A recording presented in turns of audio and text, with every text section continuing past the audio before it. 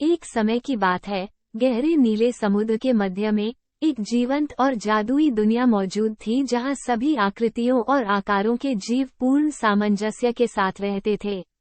उनमें मछलियों का एक अनोखा समूह था जिसे महासागर पुनर्चक्रणकर्ता के नाम से जाना जाता था। ये मछलियां न केवल अपने चमकदार रंगों और अनूठे पैटर्न के लिए असाधारण थीं, बल्कि समुद्र के नाजुक पारिस्थितिकी तंत्र के संतुलन को बनाए रखने में अपनी महत्वपूर्ण भूमिका के लिए भी असाधारण थीं। इस पानी के नीचे के यूटोपिया में फिनले नाम की एक जिज्ञासु युवा मछली रहती थी। फिनले एक साहसी और जिज्ञासु मछली थी जिसका दिल समुद्र जितना बड़ा था।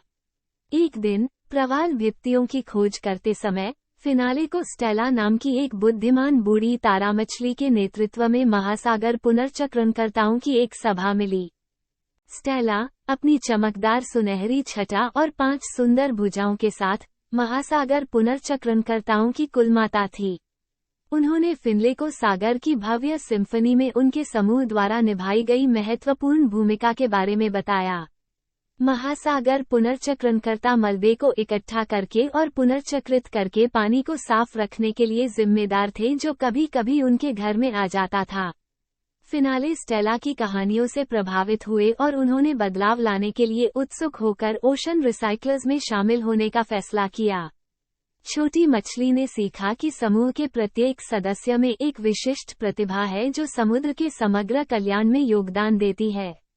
वहाँ फ्लिप, एक कलाबाज समुद्री घोड़ा था, जो कचरे के छोटे छोटे टुकड़े इकट्ठा करने के लिए मूंगे के बीच से तेजी से गुजर सकता था।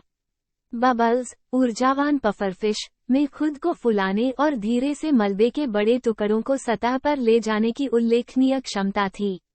और फिर कोरल, मेहनती केकड़ा था, जिसने ये सुनिश्चित करने के लिए कि सब कुछ ठीक से संभाला गया था, पुनर्चक्रण योग्य वस्तुओं को सावधानीपूर्वक क्रमबद्ध किया। साथ में उन्होंने एक अजेय टीम बनाई जो अपने पानी के नीचे के घर को प्राचीन बनाए रखने के लिए दिन रात काम कर रही थी। फिनले महासागर पुनर्चक्रणकर्ताओं के बीच एकता और सौहार्द से आश्चर्यचकित था। उनके काम ने न केवल समुद्र की सुंदरता को बनाए रखा बल्कि अन्य समुद्री जीवों के घरों की भी रक्षा की। एक दिन एक तूफान आया जिससे कभी साफ रहने वाले पानी में मलबे की बाढ़ आ गई। ओशियन रिसाइक्लर्स ने चुनौती का डटकर सामना करते हुए अथक परिश्रम किया। फिनले ने उनके दृढ़ संकल्प से प्रेरित होकर सफाई में सहायता के लिए एक अस्थायी जाल बनाने में युवा मछलियों के एक समूह का नेतृत्व किया। जब वे अपने प्रिय घर को पुनर्स्थापित करने के लिए काम कर रहे थे, फिनले को एहसास हुआ कि प्रत्येक मछली, चाहे वो कितनी भी छोटी क्यों न हो, एक महत्वपूर्ण प्रभाव डाल सकती है। तूफान गुजर गया और अपने पीछे एक परिवर्तित और भी अधिक जीवंत पानी के नीचे की दुनिया छोड़ गया। फिनाले की नई ऊर्जा और उत्साह के साथ महासागर रिसाइक्लर्स सभी समुद्री जीवों के लिए प्रेरणा का प्रतीक बन गए। महासागर पुनर्चक्रणकर्ताओं के उल्लेखनीय कार्यों के बारे में बात पूरे महासागर में फैल गई और जल्द ही अन्य समुद्री जानवर भी इस कार्य में शामिल हो गए। पानी के नीचे की दुनिया की एक समय छिपी हुई सुंदरता अब और भी अधिक चमकने लगी है, इसके निवासियों के सामूहिक प्रयासों की बदौलत। महासागर पुनर्चक्रणकर्ताओं की कहानी एक किंवदंती बन गई जो पीढ़ियों से चली आ रही है।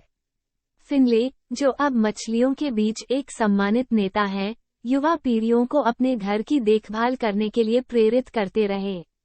कहानी की सीख दूर दूर तक गूंजती है। प्रत्येक व्यक्ति, चाहे वो कितना भी छोटा क्यों न हो, प्रकृति के नाजुक संतुलन को संरक्षित करने में महत्वपूर्ण भूमिका निभाता है। और इसलिए गहरे नीले समुद्र के बीचों बीच समुद्र की सिम्फनी बजने लगी, महासागर पुनर्चक्रणकर्ताओं और उनके सहयोगियों की एकता, समर्पण और अटूट भावना से बना एक सामंजस्यपूर्ण संगीत।